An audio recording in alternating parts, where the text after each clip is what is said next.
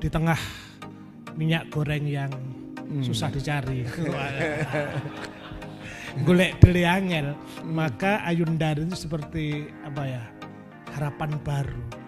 Saya cius ini Mas, kenapa Mas Sarifin ini saya kaget juga ya mendapatkan lebih dari inspirasi. Saya kira anugerah luar biasa. Negeri-negeri Jepang, negeri Tiongkok, Korea, mereka hebat bukan karena alamnya. Yang dilakukan hasil sekarang itu karena mereka menghargai sastra semacam ini. Karena apa? Kami ingin mendorong orang seperti Mas Sarifin ini untuk terus hadir. Dan dilakukan kaisar di beberapa Tiongkok, di Jepang itu ketika mereka perang bupat macam yang diambil adalah orang-orang guru inspirasi semacam ini. Karena hanya dengan inspirasi itulah yang kemudian melahirkan kreatif itu. Iya. Nah kita membutuhkan sekarang itu. Banyak para teman-teman di sana teriak, sutara, mari kita inovasi kreatif. Pret. Maksud saya inspirasi itu 1%, tapi kerja kreatif itu yang 99%. Mas Sarifin telah melakukan luar biasa. Saya kan seringkali bertemu dengan, saat saya ketemu Mas Garin Nugroho, saya tanya Mas Garin, mengapa film kita ini tersyok-syok? Salah satunya bilang, Pak Suko, inspirasi buat film itu dari buku, dari novel yang orisinal, dan saya tidak mendapatkan bahan baku dari itu. Makanya ya di sini menglayangan putus karo ikatan cinta yang semacam itu. Tapi yang kemudian ada nilai seperti Ayundari ini yang kemudian deskriptifnya setelah saya baca itu, membaca alam itu yang menjadi inspirasi. Jadi ini menurut saya harusnya, ini istilah saya, negara hadir dan mendorong orang untuk menulis, membaca. Ini yang kita langka itu sekarang itu. Jadi kita sibuk ngurusi kekuasaan, akhirnya minyak bingung. Karena apa? Karena kewarasan yang dari buku ini tidak pernah didistribusikan dengan bagus. Saya salut atas terbitannya novel ini. Menurut saya ini kalau saya punya rusas, Mas Sarifin itu segera saya lantik jadi dokter ini. Ahli perkebunan nulis. Ini langka itu loh, ini langka itu. Jadi tetapi ya inilah, ini membawa nilai yang menurut saya luar biasa. Karena betul saya yang mengajar di komunikasi, bukan saya mengajar mata kuliah penulisan kreatif. Itu susahnya buat kreatif itu susah sekali itu. Tradisi orang barat itu kan hebat. Saya pernah ketemu orang barat itu hebat. Enggak, kami justru terbatas. Alam kami dan otak kami karena terbatas, maka tradisi kami adalah tradisi literasi. Diary, mereka bikin buku harian itu semacam ini.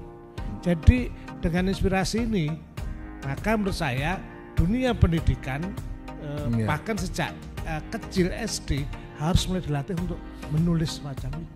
Saya pembaca betul ya, dulu mulai kita Kobingho masa kecil dan sebagainya, kita antri di nyewa buku itu. Lah sekarang buku sakmono mbane kok karo si mojo. Karena apa? Karena kita kan novel ini kan kejujuran kan sebenarnya. Mulai dari sebuah kejujuran, otentik gitu loh. Ya moga-moga pondok kopi ketemu di forum ini bukan hanya hukum. Di dalam tradisi-tradisi Cina itu seorang yang menjadi kaisar, penguasa, dia harus menghabiskan buku itu berjilid-jilid. Ya, jadi pemimpin yang bagus adalah ketika dia sudah melampaui membaca kreatif saja. Jadi bukan, ini kan tradisi Romawi dan Athena Yunani kan. Nah, ada satu tradisi yang sebetulnya tidak lagi fisikal tetapi intelektual itu, dan dia lahir dari kreativitas semacam ini. Jadi kalau pemimpin tidak membaca buku, perlu kita pertanyakan kepemimpinannya. Maksud saya rindu pikiran-pikiran bebas semacam itu. Dan kehadiran Mas Sarifin, saya kira ini juga luar biasa. Beliau adalah pembelajar sejati. Selama ini kan beliau di birokrasi, kebun, tiba-tiba muncul dengan hadir ini. Saya pernah bertemu dengan beliau, menyimpan. Saya kira kita harus menumbuhkan orang semangat seperti Mas Arifin yang banyak saya kira. Gini, semua daerah-daerah kan mesti menulis. Saya contohnya gini, di suatu tempat, ono desa Jatisari, Sumbersari, Sambi Kerep, pasti nama desa itu ada apa namanya? Hubungan ekosistem. Ekosistem itu, Mbok. Kepala desa mulai tadi, dana desa, suruh nulis itu. Mereka mencatat dari yang paling sederhana. Kalau apa ya, beliau ini termasuk orang yang move on ya. Nah, karena orang-orang yang prestasi itu biasanya orang yang mau merubah. Orang kalau tidak berubah itu dia akan ketinggalan. Jadi kalau tidak salah gini, kalimatnya Alvin Toffler itu bahwa buta huruf di abad 21 bukan orang yang tidak bisa baca dan tulis, tetapi orang yang tidak mau belajar, tidak pernah belajar dan hanya begegek belajar di masa silam saja. Makanya Pak Yai tadi, Mas Zaki, saya kira menarik bahwa kita harus membawa ke pesan-pesan. Ini saya kira tadi saya baca sekelas pun pesannya luar biasa. Keteduhan, humanisme itu. Ini Pancasila banget sebenarnya baca novel. Ya, menarik beliau. Beliau kan birokrat, kemudian dolanane yang ngurusi tanjuran, tiba-tiba bisa menulis, itu yang luar biasa di situ. Ini kan kita sedang mempersoalkan, yang sepakat adalah negara ini menjadi tidak waras ketika para sastrawan seni itu tidak dilibatkan dalam pikiran pembuatan keputusan. Nah, coba kalau diceritakan, tidak ada kebun kopi, ada Ayundari, ternyata ada perusahaan real di masyarakat gitu. Jadi mereka para penguasa gak mikir apa dewe, tapi melihat berikhrok pada situasi semacam itu. 25%, 11% yang bisa ditanami. Jepang itu hanya tanahnya 80% itu tidak bisa dipakai, Nah, mereka menyadari alamnya jauh dari kita. Di Indonesia itu apa yang nggak bisa tumbuh? Korea itu hanya punya ginseng. Indonesia itu macam-macam. Indonesia ini nandur apa tukul. Nah, maksud saya kita tidak kemudian ini kan sindrom sumber daya manusia. Nah, tradisi yang mereka lakukan adalah kesadaran mereka terhadap kegagalan itu mereka jawab, yaitu gampang lali, menungso itu gampang lali, gawane urip. Kita ini kalau nelusur nek biyen sakit tubuhnya panas itu kan cukup pakai brambang sama lengok lentik toh. Nah, iya. Iya kan? Bukan minyak sawit tuh ya, lengok lentik dari klopo. Udah selesai itu loh. Mumpet dikai kunir. Sekarang dikit-dikit spesialis. Saya nggak mengatakan kedokteran itu. Nah, kenapa? Biar nek luka dikasih godong, namanya godong banci, di nempel udah selesai luka itu. Kita tidak pernah mencatat itu. Mencatat peristiwa-peristiwa itu. Nah, mereka lah yang menjadi pencatat, literatur. Jadi literasinya itu luar biasa. Makanya di kita ini problemnya adalah literasi. Tapi cara kita terlalu sekolah itu mengejar akademis. Wabah didorong untuk nilainya bagus, IP-nya bagus. Itu didorong, tapi kreatif ini yang menjadi gagal. Sekolah-sekolah di negara maju, anak data sekolah gak suruh baca kok, disuruh bermain dulu kok. Karena 0 sampai 9 itu menurut Kiai Zaki itu anaknya malaikat. Jadi jangan terlalu dipaksakan ada kebebasan ruang itu. Nah, maka gimana cara menulis? Menulis itu kan sebenarnya komunikasi, novel itu media komunikasi. Ada banyak fungsi dari komunikasi. Tapi intinya kalau mau sastra negara ini bagus, menurut teori Dr. Zaki, dia harus meletakkan orang-orang sastra tadi. Nah, agar sastra muncul anak-anak, ya dimulai dari sekolah. Ya kadang dipaksa. Jadi misalnya kan, anak-anak kan dulu kan pelajaran mengarang itu kan tidak mendapat perhatian yang sungguh-sungguh.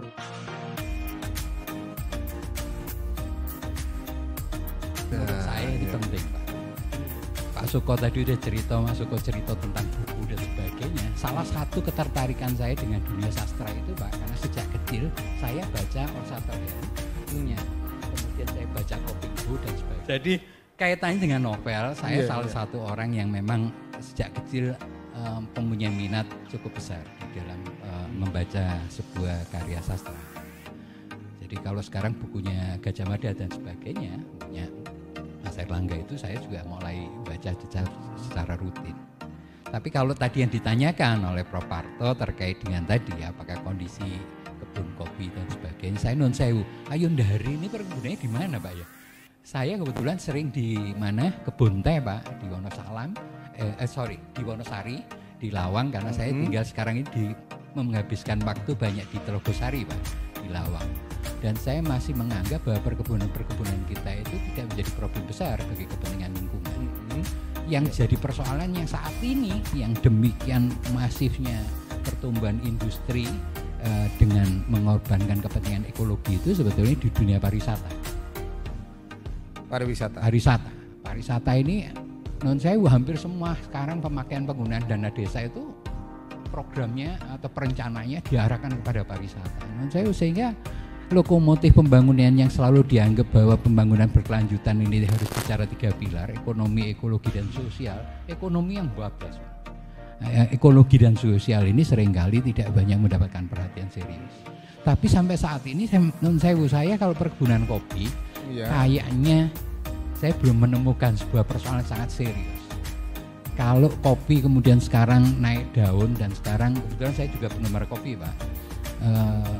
Jadi saya beberapa waktu ke beberapa teman daerah perkebunan kopi di daerah Bondowoso dan sebagainya, masyarakatnya sekarang alhamdulillah agak meningkat. Dan benar Mas Suko tadi nyampaikan, kopi itu tidak dimasak dengan minyak, tapi disangrai, sangrai, di roasting itu sangrai. Cuman sekarang agak modern. Kalau dulu ngono ngene terus ngono ambil kayu ini diakei, sekarang sudah pakai mesin, sudah pakai teknologi yang itu sehingga kualitas roastingnya juga jauh lebih bagus. Nah dari sisi tadi sepintas sinopsisnya udah dibacakan oleh Prof. Parto. Menurut saya ini senang sekali kalau sampai remote dan sebagainya begitu. Kira menjadi kewajiban kita semua bahwa melihat persoalan ekologi khususnya persoalan lingkungan dengan pembangunan di banyak sektor yang akhirnya contoh sekarang ini saya sedang mempersiapkan film dokumenter. Nanti saya minta Mas Suko sama Mas Parto juga mengisi, Pak Yai, Pak Arifin juga. Saya sedang menyiapkan 4 seri film dokumenter khusus Kota Batu. Yang pertama bicara tentang air. Jadi Batu itu 113 sumber air, sekarang kurang lebih hampir 60% itu debit airnya maupun kualitas sumbernya menjadi berkurang. Dan kalau ini kita biarkan dalam waktu 10-15 tahun yang akan datang, pasti kita hancur. Air menjadi persoalan sangat serius. Kedua, masalah sampah. Batu ini menjadi industri pariwisata yang luar biasa perkembangannya, daya dukung daya tampungnya non sewu kondisinya agak kurang diperhatikan karena kebijakan dan sebagainya. Sampah menjadi persoalan sangat serius sekarang di Batu. Yang ketiga, keberhasilan teman-teman memanfaatkan limbah kotoran ternak. Di Batu itu ada beberapa daerah, di Toyomerto, di wilayah Pujon dan sebagainya, yang selama ini ternak menjadi problem, sekarang sudah dimanfaatkan menjadi biogas dan luar biasa. Perkembangannya luar biasa. Kemudian yang terakhir, masalah kawasan konservasi. Ya, konservasinya. Batu salah satu persoalan sangat serius saat ini, hilangnya kawasan konservasi karena dibangunlah lahan pertanian, lahan perkebunan, holti maupun untuk kawasan industri pariwisata, untuk penginapan, hotel, villa dan sebagainya. Nah, nanti mungkin di dalam tulisan selanjutnya Pak Arifin mungkin isu-isu terkait dengan persoalan-persoalan itu juga mungkin bisa diselipkan menjadi bagian yang cukup menarik, karena sekarang mau tidak mau persoalan ini menjadi persoalan kita bersama. Jadi kalau dulu Malang itu yang banyak Dampit, kemudian di mana Jember itu di yang kena banjir bandang itu dulu Kongsi Tengah Rambi Puji, yang dulu itu juga di Kongsi Tengah di atas itu perkebunan kopi gitu. Di Kongsi Tengah itu buktinya masyarakat di sana sekarang bisa survive dan berkembang. Saya kira perkebunan kopi dengan naiknya perkopian ini, konsumen kopinya menjadi lebih banyak. Jadi ini tadi sempat saya ngobrol dengan Pak Arifin terkait dengan apa yang tadi saya sampaikan, persoalan lingkungan, semoga aja bisa menjadi bahasan yang kemudian disampaikan di dalam buku ini. Tapi ternyata sudah dijawab. Jadi Prof. Jojo tadi sudah menyampaikan di Ayun dari 2 ini ternyata apa yang pesan-pesan lingkungan terkait dengan problem yang sekarang kita hadapi bersama ternyata memang sudah dijawab. Dan ini sempat saya tadi ngobrol dengan Pak Arifin. Jadi memang pengalaman di kawasan-kawasan perkebunan dahulu zaman-zaman Belanda. Kepentingan konservasi itu Belanda itu jauh lebih peduli daripada kita. Ini harus kita akui. Saya pernah masuk ke Kongsi Tengah. Kongsi Tengah itu pada waktu banjir bandang tanah longsor di Rawibuji. Saya masuk jalan ke atas itu karena waktu itu saya melihat salah satu kawasan perkebunan itu, Pak. Jadi tanaman di atas itu memang sudah diatur untuk kepentingan konservasi itu. Sayangnya sekarang ini kadang-kadang tidak, Pak. Jadi kalau dulu di perkebunan itu di atasnya ini vegetasinya mereka sudah atur. Oh, ini vegetasi yang punya kepentingan yang bisa melindungi, bisa mendukung dari apa yang dilakukan di bawah, khususnya di kawasan perkebunan itu. Tapi sekarang ini seringkali itu tidak pernah diperhitungkan. Jadi cara bagaimana pengelolaan kawasan, oh ini kawasan sumber air, mata air. Kalau dulu kita sering lihat daerah tangkapan air itu mesti tanaman bambu, itu penting. Karena salah satu fungsi tanaman bambu itu tanaman yang sangat cepat untuk mengkonservasi air. Sekarang ini bambunya dihilangkan, bambunya dipotongin, kemudian berubah jadi lahan terbuka untuk pertanian dan sebagainya begitu. Nah, persoalan air itu akan menjadi persoalan yang serius nanti pada saat itu tadi tidak diindahkan atau tidak diperhatikan. Air ini adalah daya dukung, daya tampung, daya rusak. Nah, daya rusak ini yang akhirnya menenggelamkan semua itu. Dan kita ini berkejaran, Pak. Kejadian kemarin di Batu pada waktu banjir bandang itu juga begitu. Daerah-daerah tangkapan yang harusnya menjadi lahan konservasi ada buffer zone yang kemudian harus dipelihara, ini dibuat. Ini kejadiannya lucu. Jadi ternyata di sana itu sekarang lagi musim tril-trilan, Pak. Lahan-lahan itu dijadikan trek untuk kepentingan itu yang kemudian dipakainya sesaat, tidak secara rutin dan sebagainya begitu, tapi dampak kerusakannya ini demikian berat. Nah, kondisi-kondisi ini yang menjadi harus perhatian, yang ini semua pihak terutama sastrawan.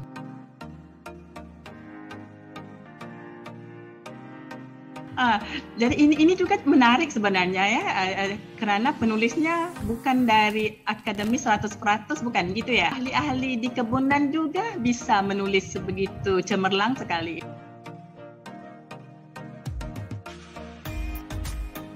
Hari ini bangga karena saya reuni, karena saya alumni pasca sarjana UNER. Jadi kebetulan beliau ini sangat luar biasa. Kalau dalam istilah saya bukan hanya sekedar seorang novelis, tetapi sudah masuk dalam kerangka thariqah mursyid. Mursyid itu kan orang yang punya relasi yang kuat antara dia ketika memotret fenomena, fakta, dan itu saya pikir muncullah Ayundari. Jadi kalau saya katakan dua hal yang mungkin perlu saya sampaikan sama Prof. Suparto. Ini ada Prof. Toto, ada Prof. Suko, ada Pak Samsul Arifin. Subhanallah, saya sungguh sangat luar biasa senang bisa bertemu satu tempat dan berdiskusi soal novel Ayundari. Sebenarnya kalau saya lihat seperti disampaikan oleh Prof. Suko, di dalam buku ini saya terinspirasi dinasti Qin. Dinasti Qin itu ada namanya kaisarnya namanya Xingzhang, Yinzhang, yang sekarang menjadi disebut dengan istilah Qianshu, Shuwan. Itu punya orang hebat, meng-hire dua orang, namanya Li Se, dan kemudian yang kedua adalah Elfi Wuwi. Beliau menyatukan semua dataran Tiongkok. Ada 6 dinasti yang saling berkelahi, saling berperang, tetapi dia berkeinginan, King Zhuang itu berkeinginan kuat untuk menyatukan semua 6 daerah dinasti itu menjadi satu Tiongkok. Nah, kebetulan beliau meng-hire seorang sastrawan hebat namanya Li Se. Nah, kemungkinan untuk merevolusi negara butuh Samsul Arifin. Ternyata untuk mengubah sebuah negara itu perlu hadir sastrawan. Jadi kalau Buwi itu seorang pengusaha tapi juga sastrawan, kalau Lise itu murni novelis, sastrawan. Tapi beliau membuat sebuah pemikiran untuk merubah Tiongkok menjadi satu. Karena ada Han, ada Chu, ada Qi, dan 6 semua daerah saling berkelahi, tapi beliau punya keinginan selama 6 tahun merevolusi Tiongkok menjadi satu kesatuan yang utuh, dan itu berhasil. Itu Qin, itu revolusi budaya. Apalagi menyelesaikan kasus yang lagi hangat sekarang, soal kelangkaan minyak, ada dalam buku ini. Ada dalam buku ini kelangkaan minyak, selesai. Iya. Apalagi soal presiden nanti tahap ketiga, tahap keempat, ada di sini. Lise sudah membuat. Makanya kita ndak usah pusing negara ini mau jadi apa. Kalau mau pengen jadi baldatun thayyibatun wa rabbun ghafur, bacalah Ayundari. Karena ini sudah saya sampaikan, ini adalah Lauhil Mahfud. Ma huwa Lauhil Mahfud? Lauhil Mahfud itu adalah memori. Memori yang isinya itu adalah ada relasi antara manusia, makhluk dengan sang kholik. Ketika relasi itu semakin kuat, ada nur ilahiyah yang membuat otak kita makin kreatif, inovatifness, hati kita makin terbuka. Kemudian apa yang tadi disampaikan Prof. Suko sama Pak Prof. Toto, Prof. Parto dan Pak Arifin, subhanallah, sebenarnya ada satu hal yang mungkin negara ini perlu novelis. Negara ini jangan hanya diisi orang politik, jangan hanya orang agamawan, tetapi harus ada masuk orang sastrawan yang bisa mengubah negara ini. Karena pendekatannya budaya. Negeri ini perlu pendekatan budaya. Islam masuk itu sebenarnya karena meresepsi budaya Islam dengan Jawa. Akhirnya dalam waktu cepat merevolusi, Islam lebih cepat masuk di situ. Nah, inilah yang saya katakan bahwa konsep Ayundari ini meski bercerita tentang cinta sang makhluk dengan Aisyah, dengan sang Tuhan, ini sangat luar biasa beliau gambarkan dengan percintaan yang menurut saya sangat luar biasa, seperti percintaan Aisyah ketika mempersunting bersama Rasulullah Sallallahu Alaihi Wasallam. Ya kan? Jadi Aisyah itu seorang wanita yang sangat luar biasa hebat, kecerdasannya bisa mengubah perilaku masyarakat. Saya kan kebetulan ketua perkebunan besar seluruh Jawa Timur. Ada sesuatu yang salah di Republik ini. Ada sesuatu yang salah. Sampaikan yang salah itu untuk kita perbaiki. Karena pendekatannya pendekatan politik, ekonomi, tapi belum ada pendekatan sastra, pendekatan budaya. Dan kalau itu dijalankan akan menjadi sesuatu yang luar biasa, bisa membuat letupan ekonomi perkebunan akan semakin luar biasa. Contoh misalkan soal pupuk saja. Ada pupuk subsidi, ada pupuk non subsidi. Ini negeri ini bingung Pak ya. Kalau mau bantu rakyat ya bantulah, ya kan? Kan begitu. Jangan pupuk subsidi, non subsidi, masalah bingung, ya kan? Coba kita lihat. Itu satu. Belum lagi soal yang namanya kelangkaan minyak goreng. Ya kan, betul gak? Ada sesuatu yang salah di Republik ini. Tata niaga. Coba kalau tata niaga berdagang itu disentuh dengan budaya. Tak usah 3 periode, Pak. Cukup 1 periode negeri ini akan baik, Pak. Apalagi soal langka yang namanya tadi bukan langka karena tertimbun, ya kan? Nah, soal langka minyak saja udah selesai, Pak. Saya di perkebunan mohon maaf, kopi kita ini sudah mulai langka.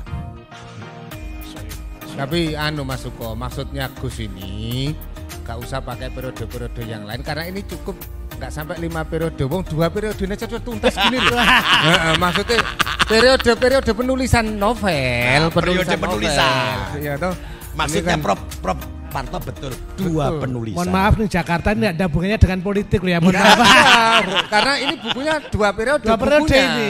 Jadi ini cukup sudah memahami, nggak usah diperpanjang. Ini periode 1, periode 2 sudah, ya toh. Nanti ganti selanjutnya. Nanti, sampai nanti kan sampai edisi-edisi yang kelima toh, jilidnya itu jilid kelima gitu. Nah, gimana? Iya, Gus. coba pendekatan ekonomi kita ini. Saya lihat anti pasar. Anti pasar betul.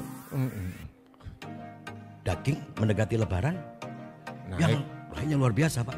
Dan itu yang datang tentara Pak, TNI tentara. Nah ini kayak mau investasi di Indonesia kan takut. Ini mau dagang atau mau perang? Nah, pendekatan anti pasar inilah yang mestinya harus diubah. Siapa yang mengubah? Sastrawan. Lise itu 7 tahun bisa mengubah Tiongkok karena menggunakan pendekatan sastra. Dan itu didukung dengan LV Bui. Makanya Xin Zhuang atau Xin Zheng itu percaya betul pada 2 orang ini. Akhirnya beliau bisa menyatukan negeri yang berperang. Dan waktu itu pada saat mendekati injury time, menyatukan semua Tiongkok, merevolusi pertanian di negeri Qin. Buat yang namanya jembatan, buat irigasi, mulai dari A, B, C, D sampai negara Tiongkok itu menjadi satu. Itu kan revolusi, Pak. Jadi konsep dan perspektif rahmatan lil alamin ini sebenarnya budaya. Saya katakan budaya kenapa? Karena beliaunya ini menulis ini tidak hanya sekedar nulis, apalagi di waktu malam. Malam itu adalah momentum yang luar biasa. Karena peristiwa Nabi mendapatkan sesuatu, move on, itu pada saat malam hari. Malam hari. Karena malam hari itu ada energi ilahiyat dan itu diberikan khusus pada orang-orang tertentu saja. Contoh misalkan, di pesantren hari ini santri-santri saya sudah mulai mendengarkan. Makanya you kalau mau pengen berderajat, bangun waktu malam, tulis apapun yang Anda rasakan, tulis ide, tulis. Dan ternyata beliaunya ini sangat luar biasa. Itu ya. Mursyid yang ukuran saya mursyid yang bisa menulis, membidik fenomena-fenomena yang ada. Dan pendekatannya adalah pendekatan budaya. Makanya budaya itu adalah sesuatu yang sangat luar biasa yang bisa merevolusi. Saya setuju, ya kan, bahwa apa yang ada di Indonesia ini perlu dirubah. Perkebunan kita juga harus dirubah konsepnya. Ada pendekatan lingkungan, ada pendekatan budaya, pendekatan hukum. Karena penegakan law enforcement itu juga penting, ya kan. Nah, semua itu terintegrasi menjadi satu kekuatan yang ini tentu akan jadi hulu ledak yang luar biasa. Contoh misalkan beliau pada saat jadi kepala dinas, saya seringkali berdiskusi sama beliau. Pak, yang namanya kopi kita ini sudah semakin langka. Banyak kopi itu ditebang. Kan gila. Banyak kopi ditebang. Ya kan? Kemudian kopi Arabica itu ekspornya, permintaan luar negeri itu sudah luar biasa. Tapi di Indonesia belum mencukupi ini. Makanya kita bergerak pesantren.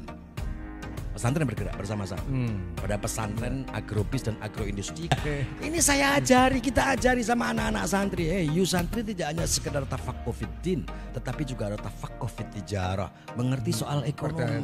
Karena konsep Mbah Hashim itu sangat luar biasa loh. Membangun sebuah imperium besar Nahdlatul Ulama. Ada An-Nahdlatul Ulama. An-Nahdlatul Ulama itu memproduksi ulama kiai. Ada An-Nahdlatul Risalah memproduksi budaya, ya kan, pers, ya kan. Bagaimanapun pers Napoleon Bonaparte itu sangat luar biasa, takut sama itu. An-Nahdlatul Risalah, kemudian An-Nahdlatul Siyasah mengembangkan politik, ya kan. Nah, kemudian yang terakhir An-Nahdlatul Tijarah. Saya tidak ikut yang 1, 2, 3, tapi saya ikut yang An-Nahdlatul itu aja, mengembangkan itu. Makanya konsep one pesantren, one product itu kita tulis pada saat doktor saya di Universitas Katolik Widya Mandala. Jadi jihad di tengah Katolik, jihad ekonomi di tengah Katolik. Saya katakan jihad. Lawang pada saat saya diuji disertasi itu di belakang saya ada Bunda Maria. Lalu pada saat saya berhadapan dengan penguji ada sholawat badar. Tola'al batru pak ketepok. Budaya itu lurus. Pak Haji Samsul ini hatinya lurus, pikirannya lurus. Karena beliau menulis dengan hati. Orang kalau menulis dengan hati itu sangat luar biasa. Ada energi yang digerakkan Tuhan. Malaikat Jibril itu memberikan wahyu kepada Muhammad Rasulullah Sallallahu Alaihi Wasallam. Itu tentu pendekatannya karena kesucian. Makanya beliau kan membaca langsung 1, 2 langsung khatam. Ini namanya ilmu laduni. Wa fi laduni qalla wa fi. Makanya one pesantren one product itu 16 tahun yang lalu, Prof Ju. 16 tahun 2007 kita gerakkan namanya gerakan one pesantren one product. satu pesantren harus punya produk. Kemudian ada jihadpreneur, mujahidpreneur. Makanya istilahnya pesantrenpreneur, santripreneur itu sudah kita launching 16 tahun yang lalu. PBNU sekarang lagi mulai giat. Dibawa ke kepemimpinan Pak Gus ya. Ya kan? Sangat luar biasa, ada BUM NU. NU. Nah, ini kan luar biasa. Makanya menurut saya di universitas ini harus ada revolusi. Revolusi apa? Revolusi untuk prihatin terhadap negara. Revolusi prihatin terhadap budaya yang sudah mulai mengikis habis. Mengikis habis saya gunakan mengikis karena sudah nggak dipakai. Hanya orang-orang yang punya kepentingan kapital saja yang mereka tarik. Tapi ada kepentingan budaya yang sejujurnya ini adalah bisa mengubah negara ini. Yang lebih hebat lagi dari Prof. Samsul. Beliau gunakan istilah siapa? Aisyah. Dan ada Giwang. putrinya Kiai. Ya kan? Ini sebenarnya bidikan sufistik. Ya. Bidikan sufi. Orang lihat siapa Giwang, siapa Aisyah, siapa satu lagi Probo. Ada sebuah peran Gus Fuad, Yai Soleh. Yai Soleh, iya kan? Iya. Laku. Artinya itu adalah sebuah ilustrasi yang bisa kita perspektif dari sisi spiritualitas bahwa yang namanya perubahan itu dari hati. MS Arifin ini melakukan perubahan dari hati. Dia tidak menggunakan otak kirinya lagi, tapi otak kanan dia. Ya kan? Otak kanannya yang jalan. Artinya kalau sudah otak kanan yang jalan, maka revolusi yang tadi jenengan sampaikan itu akan sangat luar biasa. Makanya saya setuju ada diskusi yang intens soal ini. Lingkungan nanti jilid kedua, ketiga, perspektifnya juga akan dilakukan oleh Pak MS Arifin.